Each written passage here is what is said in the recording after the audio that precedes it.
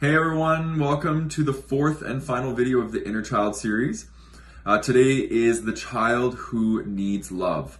So we are going to be talking all about self-love and how we need to access this part of our being in order to be fulfilled, be happy, and step into this awesomeness that we want to step into.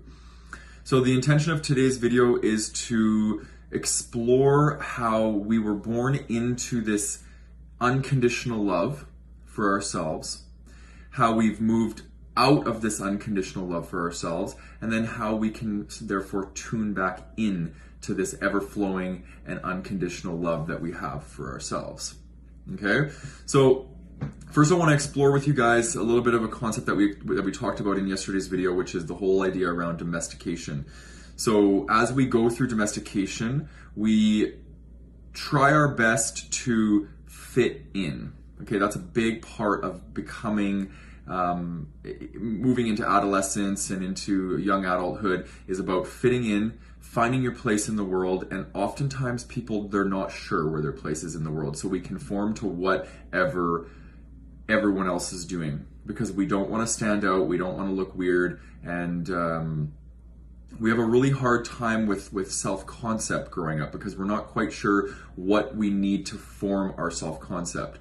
And I remember growing up and having to have the nicest clothes, and you never wanted to shop at Kmart or any of these sort of things, and a lot of this was internalized by messages of other kids at school, and we become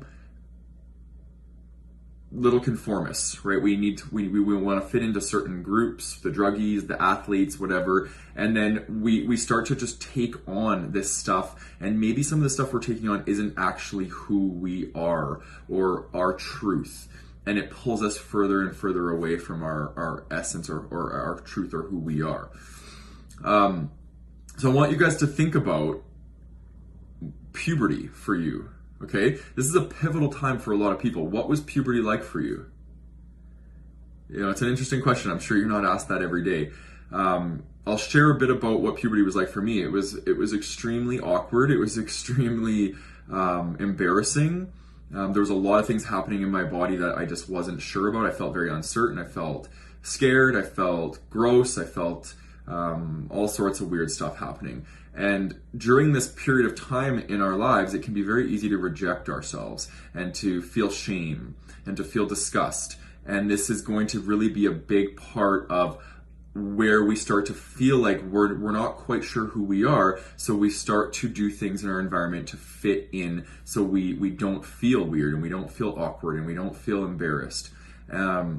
So we start to get on this path of doing anything in our power to not have to feel shame, so we start to move into, again, fitting in, and that is a large part of it. So I want to distinguish the difference between fitting in and belonging, and I'm not going to try and do it because Brene Brown does it better than anybody, so I'm just going to basically summarize a quote that she had in her latest Netflix video. So she basically says the opposite of belonging is fitting in.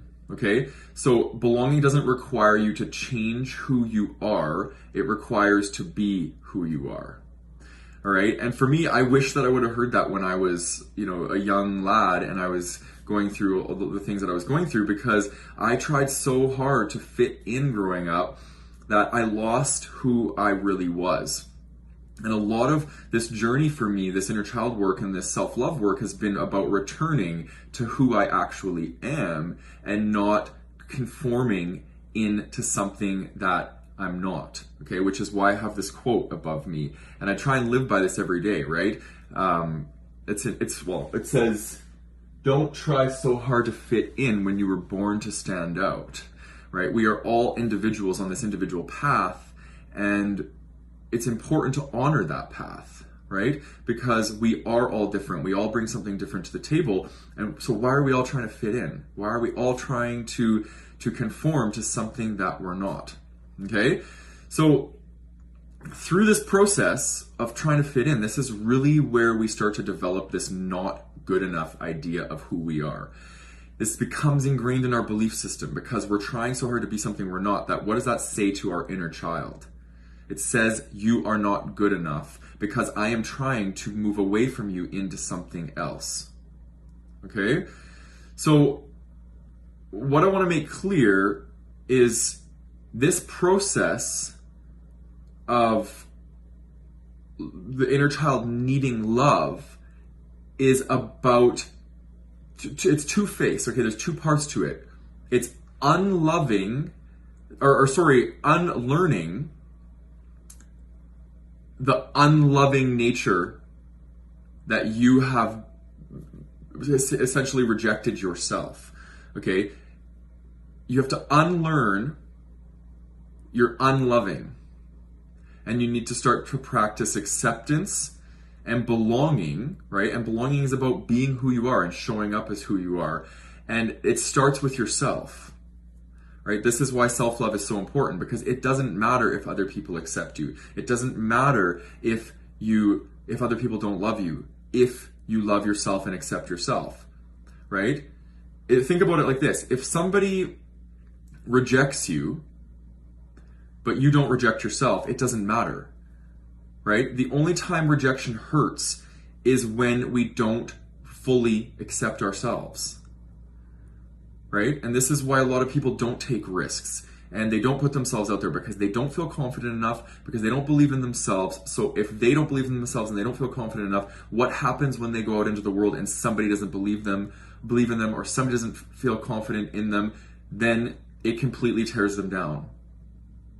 Right? So this is why it's so important to move into this love you have for yourself.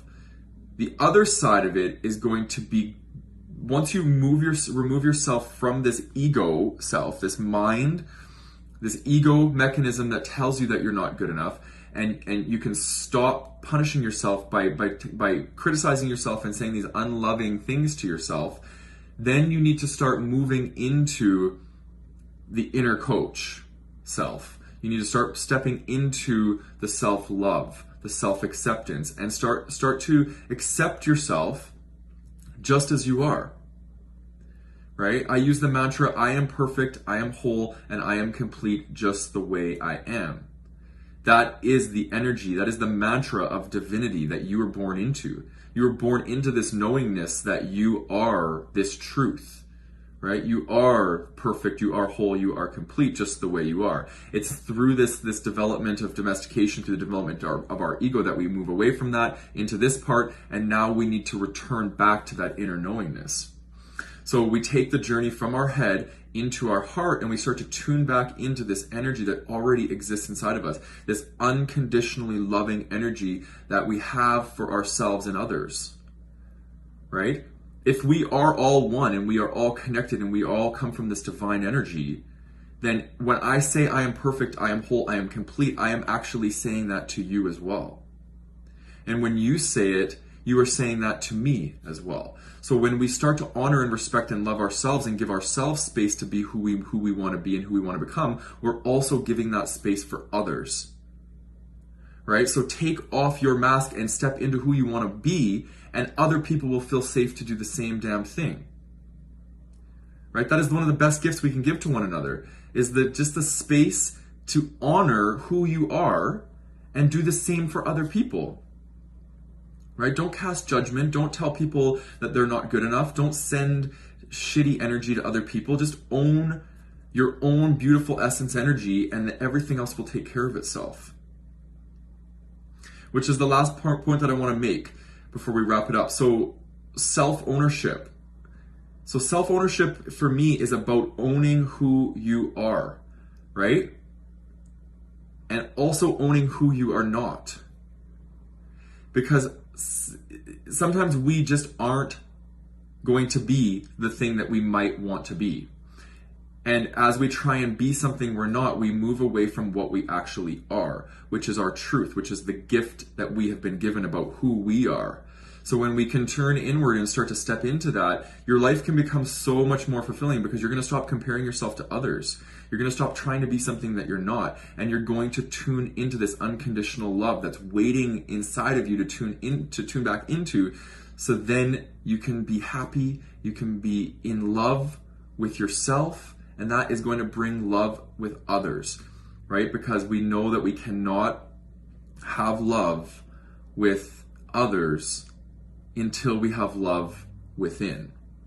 It's impossible, right? That type of love that you have when you don't love yourself is possessive, it's controlling, it's selfish, it's about meeting your needs because you're not meeting them for yourself. As soon as you start to meet those needs for yourself, you can show up for people in a very selfless way and be of service to these people in a way that's going to bring your life so much meaning, so much joy, and so much purpose.